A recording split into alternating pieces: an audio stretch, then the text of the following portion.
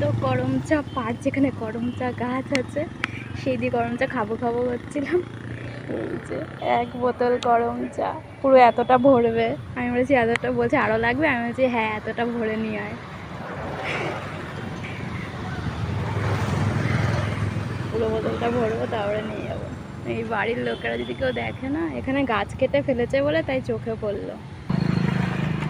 সে হয়ে গেছে। এই পুরো বোতলে মনে হয় পুরো এতেও বেশি হবে তোর হাত।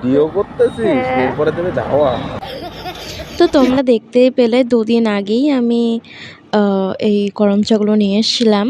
তো কল্যাণী থেকে যাচ্ছিলাম, তো গাছটা দেখতে পেলাম, তখনই তোমাদেরকে বললাম যে আমার বন্ধুরাকে বললাম, তো বন্ধুরা বললো যে তোকে নামতে হবে না, আমি ছিঁড়ে নিয়ে আসি দাঁড়া। তো আমি ওর বাইকেই বসাছিলাম, তো ছিঁড়ে নিয়ে আসলো করম চাগুলো। তো জল খেয়েছিলাম, জলের বোতলটা রেখে দিয়েছিলাম ভাগ্যিস। তো ওই বোতলেই পুরো 1 বোতল ভরেছি, তার থেকে বেশি হয়ে গেছে। আর অল্প কটা মানে কষের জন্য, যার জন্য আমি ব্যাগে ভরতে চাইছিলাম না, বাট অল্প কটা এক্সট্রা হয়েছিল, তো ব্যাগে ভরতেই হয়েছিল।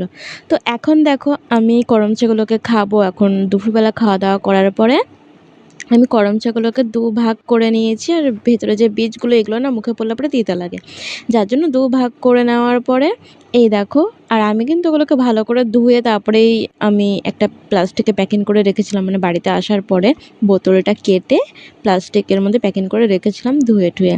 তো যতবার খাই ততবারও ধুয়েই খাই। তো আর এখানে দেখো অর্ধেক করে নেওয়ার পরে, বীজগুলো ছাড়িয়ে নেওয়ার পরে, এবার কাশ্মীর লঙ্কার গুঁড়ো, যেটা হচ্ছে গিয়ে ঝাল হয় না খুব একটা, তো সেই লঙ্কার গুঁড়োটা এখানে মিশিয়ে নিলাম। আর এখানে বিট নুনটা মিশিয়ে নিলাম। আর এরপর এখানে হাত একদমই লাগাবো না, কখন ভুলে গিয়ে চোখে মুখে দিয়ে দেবো, জ্বালা করবে। তো ওর জন্য চামচ দিয়েই মাখছি। আর এগুলো না খেতে ভীষণ টক ছিল, যখন আমি খাবো তখন তোমরা দেখে বুঝতেই পারবে। আর এই করম চাটা অনেকটা রিস্কে নিয়ে এসেছি, তোমরা দেখতে পেলে। যদি ওখানে ধাওয়া খেতাম, মান সম্মানের আর কিছু থাকতো না। তো যাই হোক, আমার ভিডিওটা এডিট করতে করতে, মানে আমি দুপুরবেলায় খেলাম আর এখন সন্ধ্যেবেলায় এডিট করছি ভিডিওটা। আমার এখনও আমার নিজের ফেসটা দেখে আমার নিজের জল চলে আসছে জিভে, যে সত্যি কতটা টক ছিল। আর আমার ভীষণ ভালো লাগে এরকম টক জাতীয় জিনিস খেতে। আর আমার যে বন্ধুটা, ও কিন্তু ভীষণ পরিমাণে টক খেতে ভালোবাসে, মানে ওর আর আমার এই টক খাওয়ার দিকে ম্যাচ করে গেছে।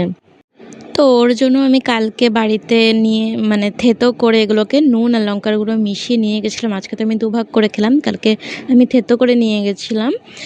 আর এতটাই টক আর ঝাল, নুনে একদম পরিপূর্ণ। ও বলছে যে কি খাওয়ালি।